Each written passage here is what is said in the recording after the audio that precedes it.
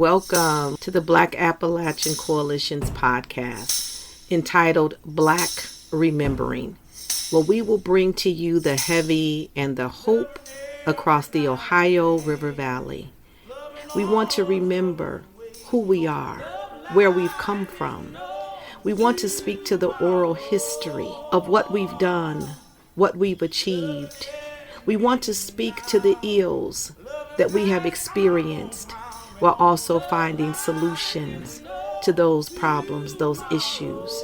We want to deal with the narrative that has kept us deeply rooted in despair. Now we want to punch through that narrative and stand up and say, we are remembering our Black past, and we are rooted, and we are here to stay. Welcome to Black Remembering. We hope that you find your place, your space, and your voice in this podcast.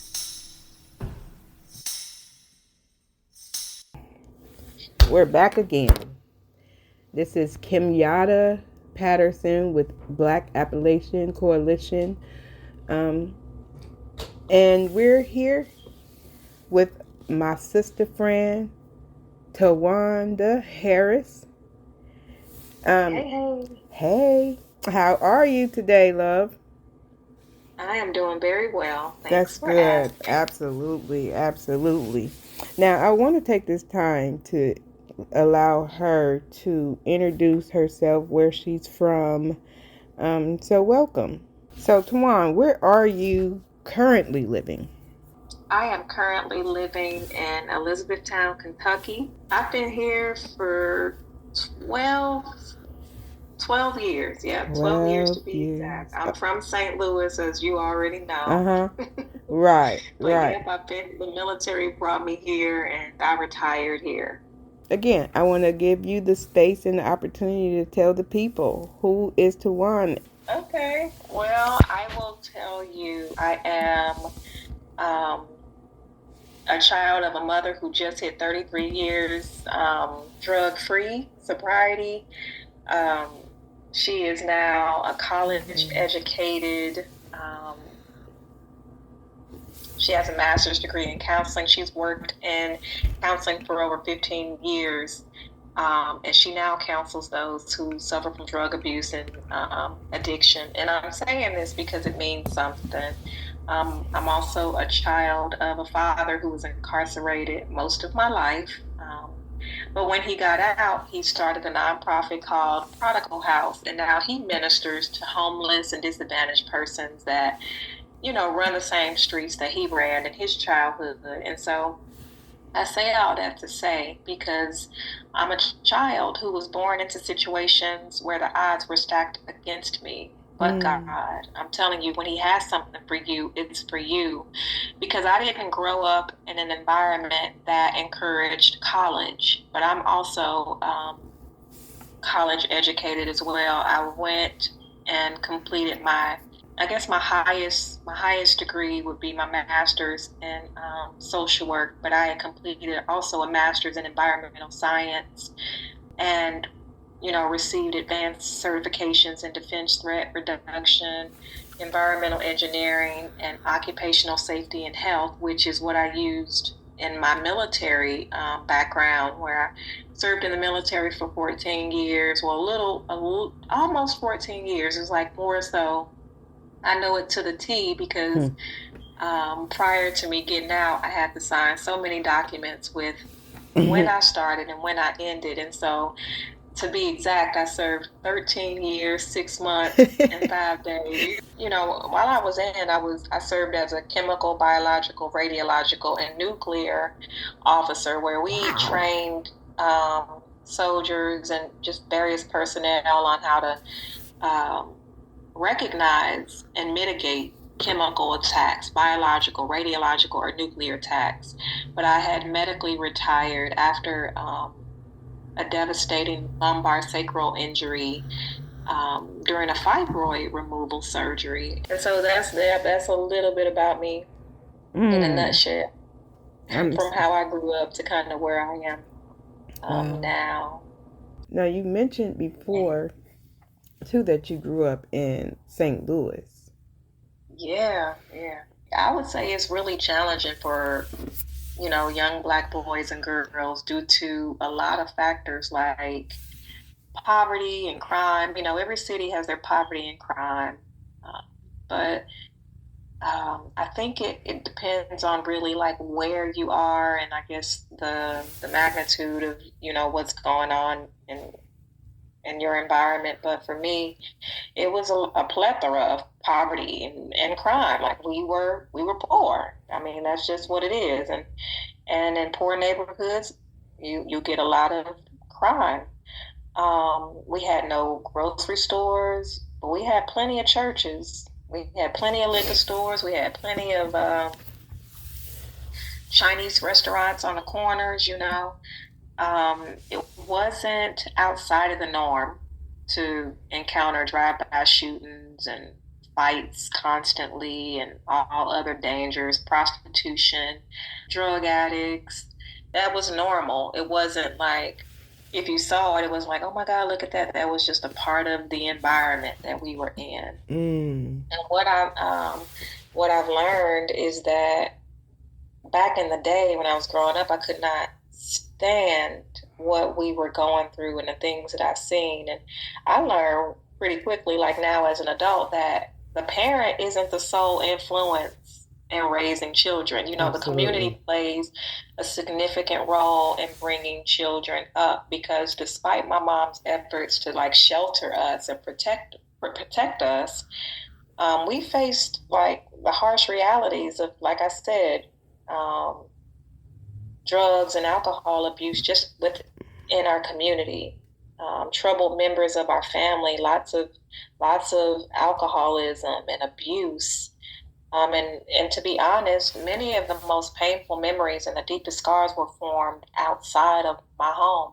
So whether my mom was at work or on my way to school, there were a lot of things that I experienced, like I said, outside of the home. It was just a really tumultuous environment overall.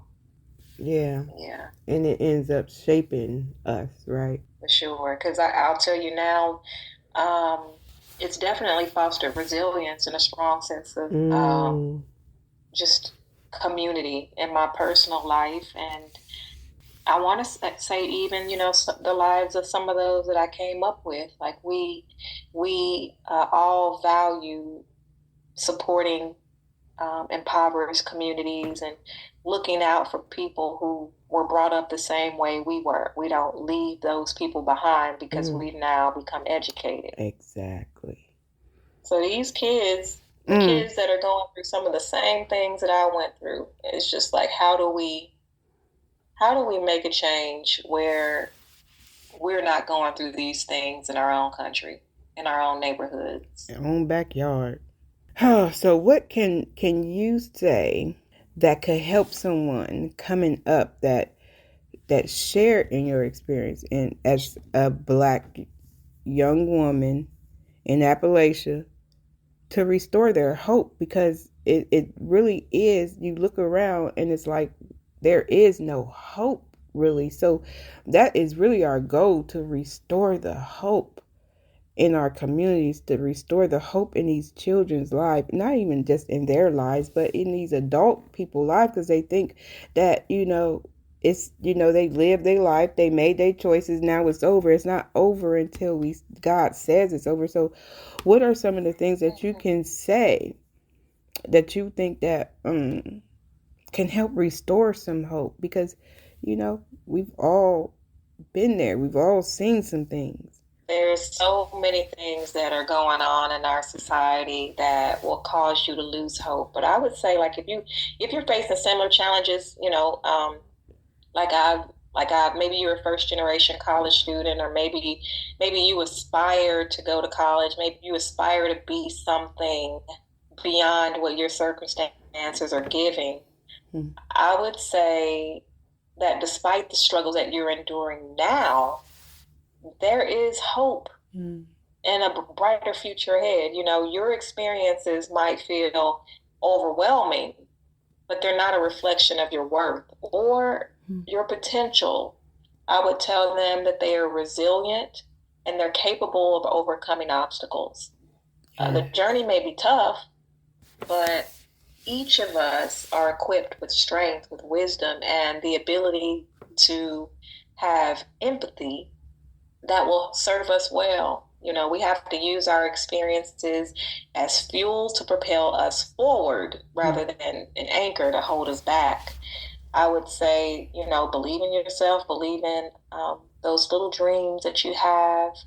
And despite every challenge, despite every setback, there's opportunities out there available. Sometimes you just have to ask. If you don't know the right questions to ask, then the simple question would be, you know, what opportunities are available out there for people like me?